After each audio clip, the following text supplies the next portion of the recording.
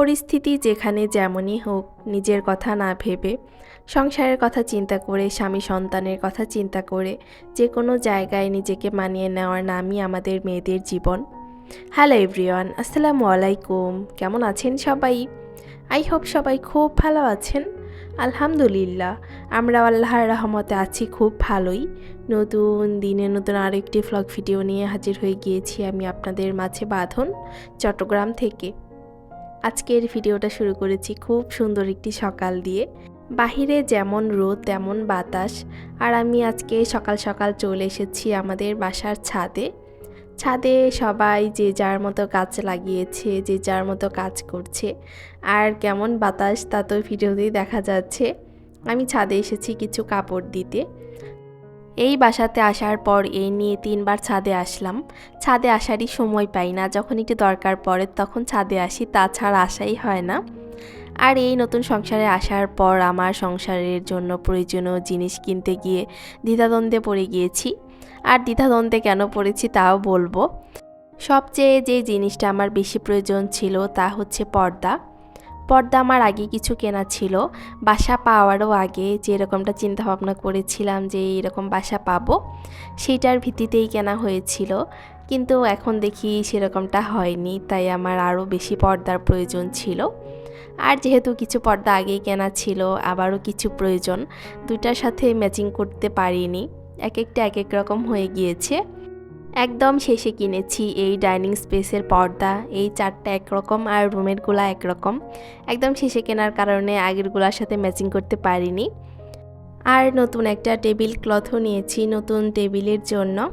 আমার আগের টেবিলটা ছিল 4 চেয়ারের ছোট্ট একটা টেবিল, আর এটা হচ্ছে 6 চেয়ারের একটু বড় একটা টেবিল, তাই এটার জন্য নতুন একটা টেবিল ক্লথও নিলাম। আর ক্লথটা আমার কাছে একটু ইউনিক লেগেছে, মার্বেল কোটিংয়ের মতো হোয়াইটের মধ্যে। একটু ইউনিক লাগার কারণে এটাই নিলাম, ভাবলাম যে ভালোই লাগবে। আর এখানে চেয়ারগুলো রাখা হয়নি, চেয়ারগুলো বার্নিশের এখনও বাকি আছে। বার্নিশ করা হয়ে গেলে চেয়ারগুলো এখানে রাখবো। আর চেয়ারের জায়গাটা ভরাট করার জন্য এই 2টা চেয়ার রেখে দিয়েছি। এখন চলে আসি ভিডিওর মূল টপিকে। আমার মেইন কথা যে এই বাসাতে একদমই আসার ইচ্ছে ছিল না।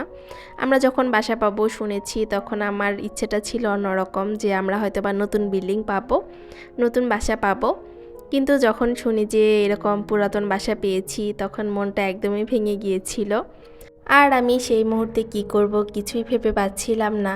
তার বাবা অফিসের কাজে তখন ছিল বাহিরে মহেশখালীতে, আর সে মহেশখালীতে ছিল, আমি চট্টগ্রাম ছিলাম। একা একা কী রেখে কি করব কিছুই ভেবে পাচ্ছিলাম না। আর তখনই তার বাবা বলল যে সমস্যা নেই, বাসা ঠিকঠাক করে উঠি, থাকবো তো মাত্র কয়েকটা দিন, মানে আমরা 3 বছর থাকবো এই বাসাতে, 3 বছর পর আবার নেমে যাব। তারপর আবার যখন পারমিশন আসবে তখন আবার উঠব, যদি ভালোবাসা পাই উঠব, না হলে আবার কিছুদিন পরেই উঠব, না হলে উঠবই না। এরকম চিন্তা ভাবনাই আমাদের ছিল, তাই উঠেছি। আরও কিছু মূল কারণ আছে, তার মধ্যে একটি হচ্ছে তার বাবার অফিস একদমই কাছে, রাস্তার এপার আর ওপার। সে দুপুরে বাসায় এসে খেয়ে যেতে পারবে, রিল্যাক্সে অফিস করতে পারবে, কোনো জার্নি নেই, কোনো ঝামেলা নেই। আরেকটা কারণ হচ্ছে আমার মেয়ের এখানে খেলার অভাব হবে না, তার মানসিকতার চেঞ্জ হবে অনেক। কারণ কলোনির ভেতরে পার্ক আছে, জায়গার অভাব নেই, বন্ধুবান্ধবের অভাব হবে না, বাসা থেকে নিচে নামলেই সে খেলতে পারবে, ঘুরতে পারবে, দৌড়াতে পারবে। তাকে আর বন্দি থাকতে হবে না, এখানে নিচে নামলেই সে ঘুরতে পারবে, খেলতে পারবে, দৌড়াতে পারবে। একা ছেড়ে দিলেও সমস্যা নেই, বাইরে যাওয়ার কোনো চান্স নাই, সিকিউরিটি ভালো, সব কিছু মিলে আসলে এখানে আসা। আমার মেয়ের বাবা তারা খুব শান্তিতে সুখে থাকতে পারবে। আর বাসাটাকে যেহেতু একটু একটু করে ঠিকঠাক করে নিচ্ছি, আমার কাছেও ভালোই লাগছে, মন বসছে। আর বাসাটা অনেকটাই খোলামেলা। আরেকটা সুবিধা হয়েছে, যেটা মেইনলি আমার জন্যই বলা যায়, পানির সমস্যায় আর পড়তে হবে না আমাকে।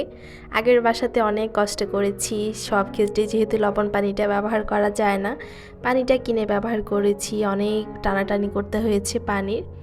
কিন্তু এই বাসাতে সব ওয়াশার পানি আর খাবার পানিটা নিচে থেকে আনা যায়, কোনো সমস্যা নেই। আল্লাহ তাআলা এই দিক থেকে আমাদেরকে বাঁচিয়ে দিয়েছেন, আলহামদুলিল্লাহ বলি। এইদিকে তো শুধু গল্পই করছি, কী করছি তা তো বলাই হচ্ছে না। আজকে একটু পিঠা বানাবো, পুলি পিঠা। ফ্রিজে নারকেল কোড়া ছিল আর বাড়ি থেকে খাঁটি খেজুরের গুড় এনেছিলাম। দুইটার সংমিশ্রণে আজকে পুলি পিঠা বানাচ্ছি। ভাজি পুলি, এমনি দুধ দিয়ে রান্না করব না, শুধু ভেজে তারপর খাবো। আর কিছু ফ্রিজে রেখে দিব বক্সে উঠিয়ে, যতটুকু বেঁচে যাবে। একটু বড় সাইজ করে বানানো হচ্ছে, যেহেতু ভাজা পুলিগুলো আমাদের এলাকা দিয়ে এভাবেই বানায়। একটু বড় করেই বানাচ্ছি, আর আমি যেহেতু একা একাই বানাচ্ছি তাই একটু বড় করে বানাচ্ছি যাতে তাড়াতাড়ি হয়ে যায়। আমার বাসাতে মিষ্টি জিনিস এখন খুবই কম বানানো হয়, কিন্তু এই নারকেল কোড়াটা ফ্রিজে ছিল তাই মাথায় আসলো যে একটু পুলি পিঠা বানিয়ে খাই। আর আদিতে আর বাবা বলল যে তাহলে ভাজা পুলিটাই বানাও, ভেজেই খাই, আজকে আর দুধ দিয়ে রান্না করার দরকার নেই। তাই ভাবলাম যে এভাবেই শর্টকাট বানিয়ে ফেলি। তাড়াতাড়ি করে নারকেল কোড়াটা গুড় দিয়ে সুন্দর করে ভেজে নিয়েছি।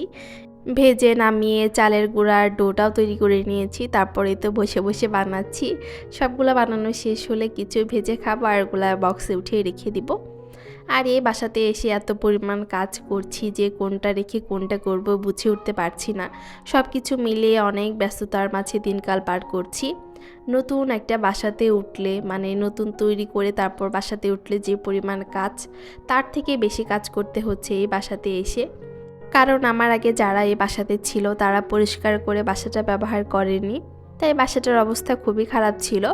আর সেই বাসাটা পরিষ্কার করতে করতে আমার অবস্থাও খুবই খারাপ হয়ে গিয়েছে। যাই হোক, এদিকে পিঠাগুলো বানানো শেষ। খুবই অল্প করে পিঠাগুলো বানিয়েছি, বেশি বানাইনি, একদম অল্প ছিল নারকেল কোড়া। আর দুজন মানুষ খাবো, এটাই আমাদের কাছে অনেক। কিছু বক্সে উঠিয়ে রেখে দিলাম আর কিছু ভেজে এখন খাবো।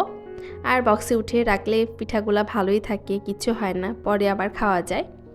আর ইদানিং আমার ভিডিওগুলো অনেকটাই ছোট হয়ে যাচ্ছে, মানে ছোট করেই ভিডিওগুলো আপলোড করছি সবার দেখার স্বার্থে। আর আমারও সুবিধা হয়, ভয়েস দিতে কষ্ট হয় না, ছোট্ট করে ভয়েস দেওয়া যায়। তবুও ভয়েস দিতে আমার দেখা যায় কি 1 ঘন্টার বেশি লেগে যায়, ভয়েস কাট করে দিতে দিতে এরকম অবস্থা হয়।